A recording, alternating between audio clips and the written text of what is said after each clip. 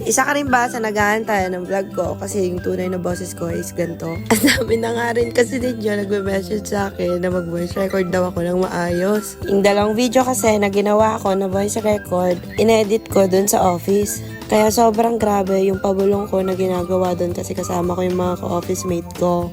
Ngayon nasa bahay ako kaya pwede na ako mag-edit. Samahan niyo ako ngayon, pupunta kami sa Rockies. Video pa to nung Valentine's Day 2024. Malapit nga lang yung pupuntahan namin dun sa Riga, kaya okay lang na mag-metro station kami dahil dalawa lang naman yung dadaanan. Sabi ko nga sa inyo, taga Alriga lang ako, so kapag nasa Alriga metro station ka, bababa ka ng Burjuman metro station. Pag galing kasing Alriga papunta ng Union. Tapos Union papuntang Burjuman. Buti na nga lang may kilala doon sa ate yan kaya madali lang kaming nakapag-reserve. Kung mapapansin nyo, sobrang siksikan yan kasi ang daming tao. Usually kasi kapag may holiday dito o kaya may mga event, sobrang laging puno ang mga restaurant. Hindi lang mga restaurant, pati siksikan na rin sa mga metro station. So sobrang late ko dahil sobrang nasiksik na ako dito.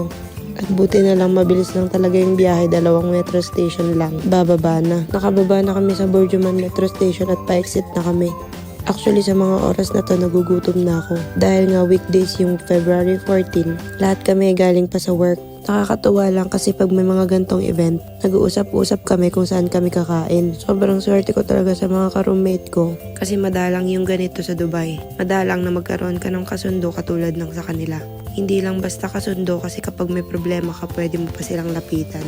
Naalala ko yung mga araw na walang-wala ako, sila yung kasama ko. Kakalipat ko lang noon sa Dubai tapos galing ako ng Sharjah. Wala akong kagamit-gamit kahit ano, as in damit lang. Kasi kahit saan ka naman pumunta kapag lumipat ka ng bahay, kailangan mo ng gamit sa bahay. Simula nung hindi ko nakasama si tito ko, kinailangan ko na mag-provide para sa sarili ko sa lahat ng bagay. Yung iba kasing nalilipatan ko, meron namang provided na gamit sa bahay. Mga pangluto, mga kutsara at tinidor, at kung ano-ano pa. Anyway, kukwento ko na lang yun sa mga susunod na vlog ko. So ito na nga kami, nakalabas na kami at naglalakad na kami papunta sa Rockies. Second time ko na nga pala dito. Pero yung unang beses hindi ko na maalala kung kailan. Excited na ako kumain sa mga oras na to. Kasi nga galing pa kami ng work at hindi talaga ako kumain doon. Medyo winter pa dito sa mga oras na to at medyo malamig pa. Kaya saktong-sakto yung jacket na suot ko, hindi masyadong makapal. Dito na nga pala kami sa Rockies, papasok na kami kasi sa first floor yun. Nakakatuwa lang kasi kahit na mahaba yung oras ng trabaho namin, nagkakaroon pa rin kami ng time gaya ng ganito. Sobrang madalang lang kasi to lalo na sa akin. Hindi na kasi ako masyadong umaalis ng bahay kaya nandito na lang ako. Nagsiksikan na nga kami dito sa lift kasi gusto na namin makarating sabay-sabay. At isa pang nakakatuwa dito kapag may mga gantong event talagang pinaghahandaan nila. Pagpasok mo pa lang makikita mo na agad lahat ng decorations nila puro pang Hearts Day. Hindi kasi kami nagsiselebrate ng ganyan. Kaya ako masaya lang para sa kanila at support lang tayo. So pagpasok mo nga sa Rockies, ito agad ang bubungad sa'yo. At buti na lang talaga andito si ate yan, may kilala siya dito, nakapagpa-reserve kami. Sa mga oras na to, nag-start na yung buffet. Nag-start na nga mag-serve yung buffet at kailangan mo na lang pumila dyan. Hinanap lang namin agad yung table namin para mailagay yung mga bags namin. Bigla akong na-miss to. Naalala ko kasi kasama ko si Angel dito, yung kaibigan ko taga Sharjah. Anyway, sa susunod na vlog ko kasama ko na siya. Binaba ko lang yung bag ko dyan tapos pumila na kami. Habang nakapila kami, naalala ko yung table na to. Andyan yung billiards, so ginawa na nilang table. Diyan pa ako nag-billiards dati. Feeling ko meron pa akong video nun. Si Ate Lan nga pala yung nasa likod ko tapos yung kapatid niya nasa harap ko.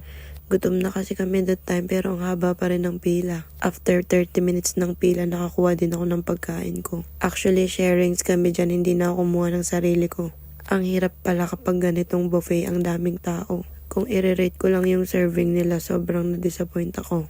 First time kong mag-buffet dito. Kasi yung last time na punta ko, naglaro lang naman kami ng billiards. Tapos yung ibang kasama ko nag-inom. Meron nga pala dito silang sinaserve na alak. Kasama na pala yun guys sa babayaran nyo. Bali 38 dirhams lang yun per head. Naiinis ako dito kasi okay na yung vlog ko kanina. Tapos na-delete lang yung ibang videos. Kaya nag-adjust yung mga voice record. Kailangan ko na naman ulitin yung voice record para sumakto na siya sa mga videos. Grabe, ganito pala yung pakiramdam kapag nag-edit ka ng video mo, no? May times talaga na mag-edit at mag-a-adjust yung mga videos mo. Minsan naman madidelete pa. Ay, Diyos ko po. So, andito na nga tayo sa exciting part, Pagkatapos namin kumanta, pwede palang makipag-jam dyan para kumanta ka sa gitna. Syempre dahil mahina ang loob natin, hindi natin gagawin yan. Nakakatuwa lang dito kasi si ate ang lakas ng loob niya at ang galing din naman niyang kumanta. Gusto ko sanang i-unmute to, kaso baka makopyright tayo kaya wag na lang. Pero big shout out sa mga nagtatrabaho dito, lalo sa mga singers kasi talagang lahat ng tao nakikijam sa kanila. Sobrang nag-enjoy kami kasi bukod sa masarap yung pagkain nila kahit matagal yung serving, masaya naman sa jamming kapag sila na yung kumakanta. Mapapaindak ka talaga at mapapataas ka ng kamay kasi sobrang saya nga. Anyway, ang bilis ng oras. Kailangan na naming umuwi kasi gabi na. Weekdays nga ang February 14 kaya kailangan na naming umuwi dahil may pasok pa bukas. Puro kasi morning yung work namin kaya kailangan na talaga naming umuwi. All in all na experience namin dito sa Rockies. Ngayon ko talaga masasabing nag-enjoy ako. At sobrang busog dahil 38 dirhams lang busog ka na, masaya ka pa. Ang bilis talaga ng oras, no? Parang kanina lang on the way tayo. Ngayon tapos na naman ang gabi na masasabi mong masaya ka. Sana araw-araw ng ganito, no? Nakakatuwa dito yung isang kuya, nakita niya akong nagbe-video kaya nag-hi siya sa vlog ko. Actually, hindi pa ako nagpo-post about dito pero may stock kasi akong mga video para in case. Maisip ko na gusto ko nang i-post at ready na akong mag-vlog. Pwede ko tong i-post at alam ko naman na magiging isang memories to na napakaganda. So, ayun na nga guys. Babay na muna. See you sa next vlog. Please support me. Like, share, and follow for more videos. Bye-bye.